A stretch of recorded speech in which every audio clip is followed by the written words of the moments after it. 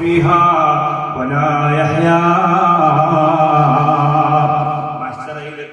മനുഷ്യരല്ലാത്ത ജീവജാലങ്ങൾ ഈ ദുനിയാവിൽ കാണിച്ചതിന്റെ പ്രതികാരങ്ങൾ തീർത്തിട്ട് കുനൂ തുറാബ എന്ന് വിളിച്ചു പറയുമ്പോ മനുഷ്യരാകുന്ന ആളുകളുടെ മുമ്പിൽ മലഹദാ പ്രിയപ്പെട്ടവരെ മരണത്തെ വലിച്ചുകൊണ്ട് വന്നിട്ട് അറവ് നടത്തുന്നു. എന്നിട്ടൊരു പ്രഖ്യാപനമാണ് ثم لا يموت فيها ولا يحيا. മനുഷ്യരല്ലാത്ത ഒരു ജീവിയും ഇനി ഉണ്ടാവൂല, മനുഷ്യരിനി മരിക്കുന്ന പ്രശ്നവുമില്ല. അല്ലാഹുവിനെ ആരാധിക്കാൻ വേണ്ടി ഈ ലോകത്ത് അല്ലാഹു ഏൽപ്പിച്ച രണ്ട് വിഭാഗമാണ് ജിന്നുകളും അതുപോലെ പ്രിയപ്പെട്ടവരെ മനുഷ്യരും എന്ന് പറയുന്നത്. ഈ ആത്യന്തികമായ ലക്ഷ്യത്തിൽ നിന്ന് നമ്മൾ ഒരിക്കലും അതാ പിറകിലോട്ട് പോകാൻ പാടില്ല. ഈ ലോകത്തുള്ള വസ്തുക്കളെയൊക്കെ നമ്മൾ കറുക്കുന്നില്ലേ, നമ്മൾ ഭക്ഷിക്കുന്നില്ലേ, നമ്മൾ ഉപയോഗപ്പെടുത്തുന്നില്ലേ? ഇതെന്തിന്റെ പേരിലാണെന്നറിയോ? അല്ലാഹുവിന്റെ ശരീഅത്ത് ഏറ്റെടുത്തുകൊണ്ട് ജീവിക്കാൻ നമ്മൾ തയ്യാറാണെന്ന് പറഞ്ഞതിന്റെ പേരിലാണ്. അല്ലാഹു ഖുർആനിൽ പറഞ്ഞില്ലേ, ഞാൻ എന്റെ അമാനത്താകുന്ന ശരീഅത്തിനെ ഏറ്റെടുക്കാൻ ആർക്ക് കഴിയുമെന്ന് ഇവിടുത്തെ മൃഗങ്ങളോട് ചോദിച്ചു, ഇവിടുത്തെ പർവ്വതങ്ങളോട് ചോദിച്ചു, ഗാലക്സികളോട് ചോദിച്ചു, സൂര്യനോട് ചോദിച്ചു, ചന്ദ്രനോട് ചോദിച്ചു, പർവ്വതങ്ങളോട് ചോദിച്ചു, മാമലകളോട് ചോദിച്ചു, വൃക്ഷങ്ങളോട് ചോദിച്ചു, അങ്ങനെ പല പല വസ്തുക്കളോട് ചോദിച്ചു. അവരാരും അത് ഏറ്റെടുക്കാൻ തയ്യാറായില്ല. അവസാനം അത് ഏറ്റെടുക്കാൻ തയ്യാറായത് മനുഷ്യനാണ്.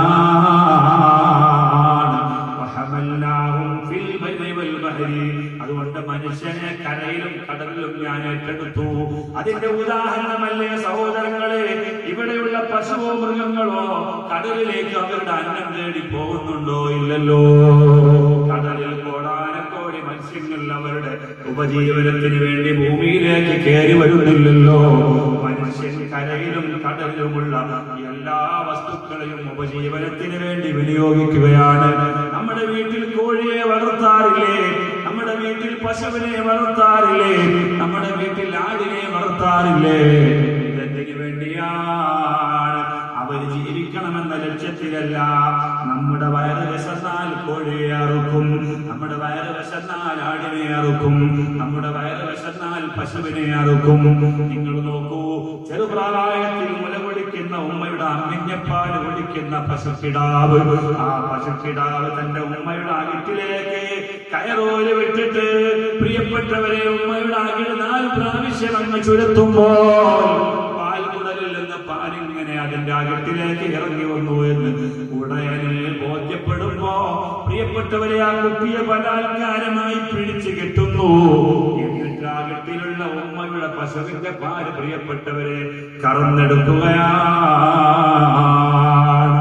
സ്വന്തം ഭർത്താവിന്റെ മുലയല്ല കുടിക്കുന്നത് പ്രിയപ്പെട്ടവരെ, പാലല്ല കുടിക്കുന്നത്, ഭാര്യയുടെ പാലല്ല, മറിച്ചോ ആ ഉമ്മയുടെ, ആ കുട്ടിയുടെ ഉമ്മയുടെ അകിട്ടിലുള്ള പാലാണ് കുടിക്കുന്നത്. എന്നിട്ട് പോലും നമ്മൾ ബലാത്കാരമായി കുട്ടിയെ പിടിച്ചു കെട്ടിയിട്ട് പശുവിന്റെ അകട്ടിലുള്ള പാല് കറന്നെടുത്ത് നമ്മൾ കുടിക്കുന്നു. നമ്മൾ മോരുണ്ടാക്കുന്നു, നമ്മൾ തൈരുണ്ടാക്കുന്നു, നമ്മൾ സൊസൈറ്റിയിൽ കൊണ്ടുപോയിട്ട് മറ്റു ഉപജീവനത്തിന് വേണ്ടി ആ ഫണ്ട് വിനിയോഗിക്കുന്നില്ലേ? ലോകത്ത് ആരെങ്കിലും ചോദ്യം ചെയ്യാനുണ്ടോ? ലക്ഷോപലക്ഷം മത്സ്യങ്ങൾ ഓരോ ദിവസവും വേട്ടയാടി പിടിച്ചിട്ട് മനുഷ്യനെ അറുക്കാതെ ശവമായ അവസ്ഥയിൽ പോലും കഴിക്കുന്നില്ലേ? ലോകത്താരെങ്കിലും ഒരു ബുദ്ധിജീവി അരുത് എന്ന് പറഞ്ഞിട്ടുണ്ടോ?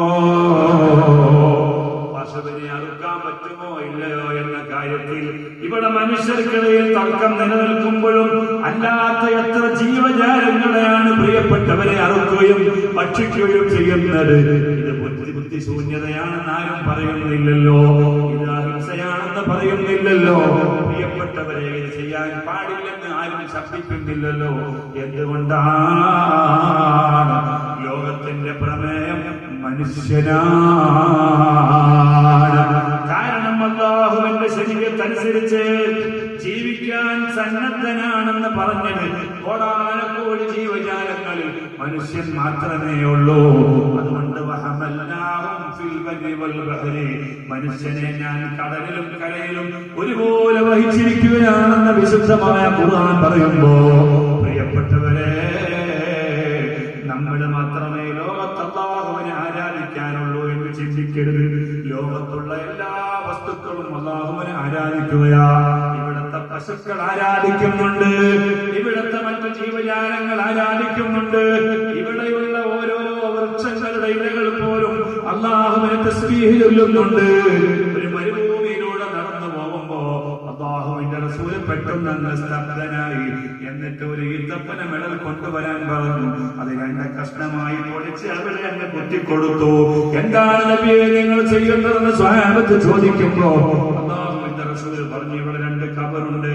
ഒരു ഖബറിൽ ഒരാൾ മനോഹരം ചെയ്യുന്നതിൽ വീഴ്ച വരുത്തുന്ന ആളാണ്, വേറെ ഒരാൾ നമീമത്ത് ഏശനെ പറഞ്ഞ് നടക്കുന്ന ആളാ. അവർ ചിന്തിച്ചില്ല ഇത് വലിയൊരു തെറ്റാണെന്ന്. പടച്ചവന്റെ മുമ്പിലെത്തിയപ്പോൾ അതൊരു വലിയ തെറ്റ് തന്നെയാണ്. ഇന്ന് അവർ ഖബർ ശിക്ഷ അനുഭവിച്ചുകൊണ്ടിരിക്കുകയാണ്. അവർക്ക് സഹിക്കാൻ പറ്റുന്നില്ല. ആ ദയനീയമായ രംഗം കണ്ടപ്പോൾ ഞാൻ അങ്ങ് നിന്നുപോയി. ഈ പച്ച ഇലകൾ ഞാൻ ഇവിടെ കൊത്തിക്കൊടുത്തത് എന്തിനാണെന്നറിയോ?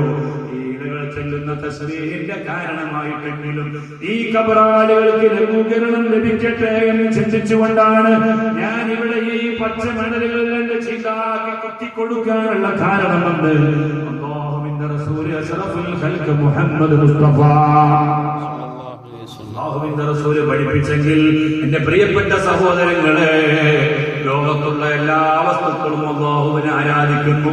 യഥാർത്ഥത്തിൽ അവർക്ക് അല്ലാഹുവിന്റെ ആരാധന കൊണ്ട് കൽപ്പനയില്ല, പ്രകൃതിയിൽ അവരങ്ങനെ ആരാധിച്ചു പോവുകയാണ്.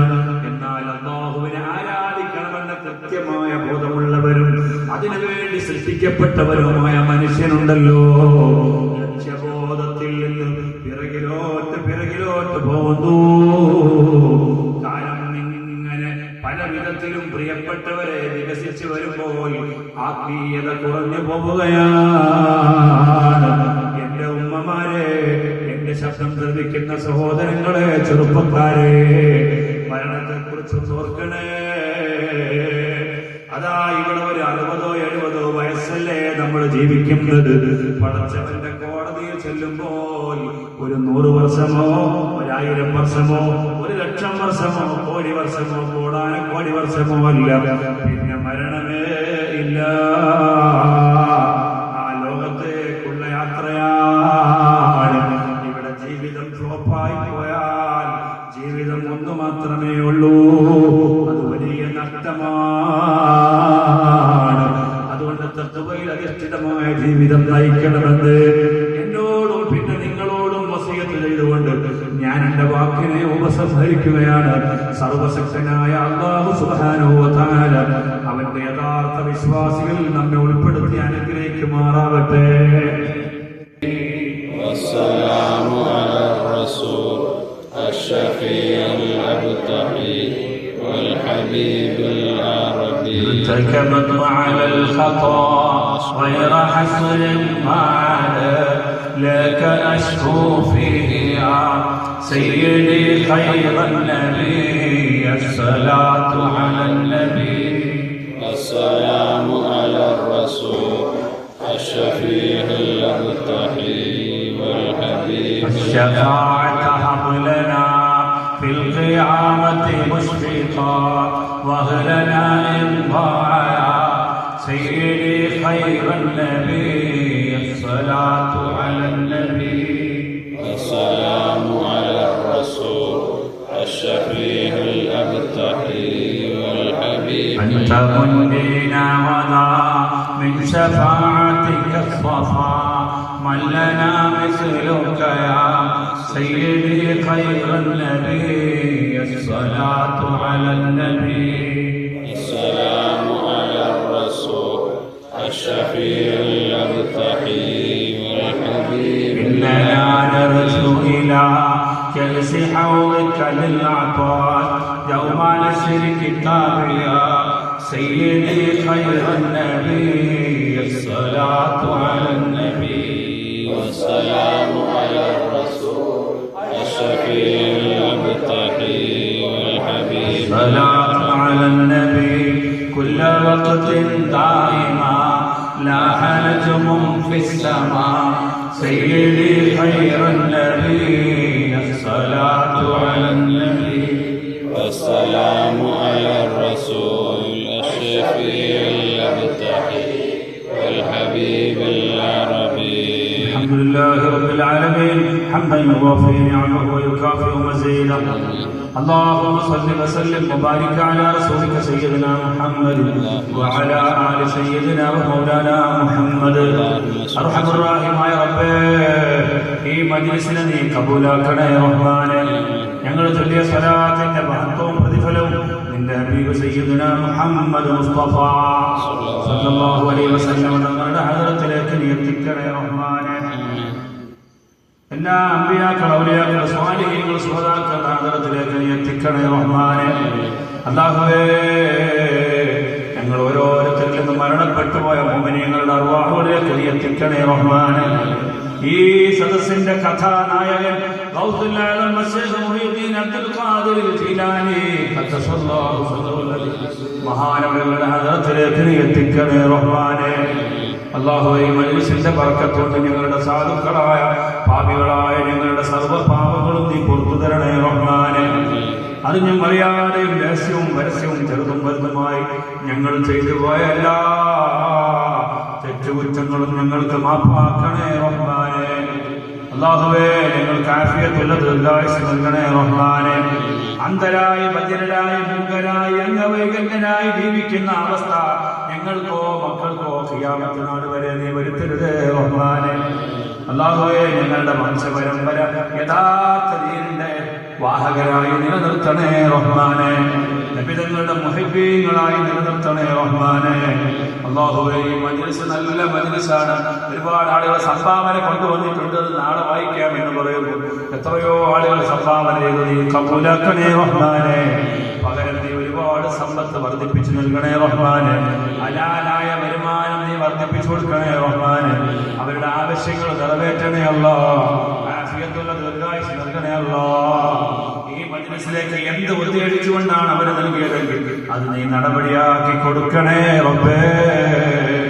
അല്ലാഹുവേ, ഞങ്ങൾക്ക് നീ തഖ്വ വർദ്ധിപ്പിച്ചു തരണേ റഹ്മാനേ. നബി തങ്ങളുടെ മുഹിബ്ബീങ്ങളിൽ ഞങ്ങളെ ഉൾപ്പെടുത്തണേ അല്ലാഹ്. അല്ലാഹുവേ, ഞങ്ങളുടെ ഈമാൻ സലാമത്താക്കണേ അല്ലാഹ്. അല്ലാഹുവേ, ഈ മജ്‌ലിസിൽ വന്നിരുന്ന ആണും പെണ്ണും ഒരാളെ നീ ഹായിമാക്കരുതേ റബ്ബേ. ഞങ്ങളുടെ യുവാക്കളെ നീ നന്നാക്കി തരണേ റഹ്മാനേ. ഞങ്ങളുടെ യുവതികളെ നന്നാക്കി തരണേ റഹ്മാനേ. ഞങ്ങളുടെ മക്കളെ ഞങ്ങൾക്ക് തലവേദനയാക്കരുതേ റഹ്മാനേ. ഞങ്ങളെ ഫളീലത്തിലാക്കരുതേ റബ്ബേ. അല്ലാഹുവേ, ഞങ്ങൾക്ക് ഖിയാമത്ത് നാൾ വരെയുള്ള ഞങ്ങളുടെ വംശപരമ്പര യഥാർത്ഥ ദീനിന്റെ വാഹകരായി അഹ്ലുസുന്നത്തി വൽ ജമാഅത്തിലായി നബി തങ്ങളുടെ മുഹിബ്ബീങ്ങളിലായി ഔലിയാക്കളുടെ മുഹിബ്ബീങ്ങളിലായി സജ്ജനങ്ങളുടെ സമ്പർക്കത്തിലായി ജീവിക്കാൻ തൗഫീഖ് നൽകണേ റഹ്മാനേ. അല്ലാഹുവേ, നീ ഞങ്ങളെ ഏറ്റെടുക്കണേ റബ്ബേ. ഈ പരിപാടി ഇവിടെ നടത്തുന്നതിന് വേണ്ടി സഹകരിച്ച മനസ്സാ വാചാ കർമ്മണ ഇതിനോട് സഹകരിച്ചിട്ടുള്ള എല്ലാവർക്കും നീ ബറക്കത്ത് ചെയ്യണേ റഹ്മാനേ. അല്ലാഹുവേ, ഞങ്ങളുടെ സ്വതകളെ സ്വീകരിക്കണേ റഹ്മാനേ. പടച്ചവനെ, ഞങ്ങൾ പറഞ്ഞ വാഴ്ച ഞങ്ങൾക്ക് ഉപകരിച്ചു തരണേ റബ്ബേ. നാളെ ആഖിറത്തിൽ വലിയ മുതൽക്കൂട്ടായി കാണിച്ചു തരണേ റബ്ബേ. ഞങ്ങളുടെ എല്ലാ അമലുകളും നീ സ്വീകരിക്കണേ റഹ്മാനേ. ഞങ്ങൾ ചെയ്യുന്ന കൊച്ചു കൊച്ചു അമലുകൾക്ക് വലിയ പ്രതിഫലം നൽകണേ അല്ലാഹ്. അഷ്ടദിക്കുകളിൽ നിന്ന് ഇവിടെ എത്തിയ സഹോദരിമാരുടെ ബർക്കത്ത് ചെയ്യണേ റബ്ബേ. ആരൊക്കെയാണ് രോഗികളെന്ന് നിനക്കറിയാം, നീ ശിഫയാക്കണേ റഹ്മാനേ. അല്ലാഹുവേ, ഉദര സംബന്ധമായ രോഗമുള്ളവരുണ്ട്, ശിഫയാക്കണേ റഹ്മാനേ. കാലുവേദനയുള്ളവരുണ്ട്, തലവേദനയുള്ളവരുണ്ട്, ഊരവേദനയുള്ളവരുണ്ട്. അല്ലാഹുവേ, എല്ലാ വേദനയും നബിതങ്ങളുടെ ബർക്കത്ത് കൊണ്ട് ശിഫയാക്കണേ റഹ്മാനേ. സഹിക്കാൻ കഴിയാത്ത വേദന നിന്ന് ഞങ്ങളെ പരീക്ഷിക്കല്ല അല്ലാഹ്. കണ്ടാൽ വെറുക്കുന്ന രോഗങ്ങൾ നൽകല്ല അല്ലാഹ്. പടച്ചവനെ, ഞങ്ങളുടെ ശരീരം ദുനിയാവിൽ ഒരാൾക്കും ഭാരമാക്കരുതേ റബ്ബേ. പോസ്റ്റ്മോർട്ടത്തിന് വിധേയമാകുന്ന മരണം നൽകരുതേ റബ്ബേ. കീറി വിളിക്കുന്ന രോഗങ്ങൾ നൽകല്ല അല്ലാഹ്.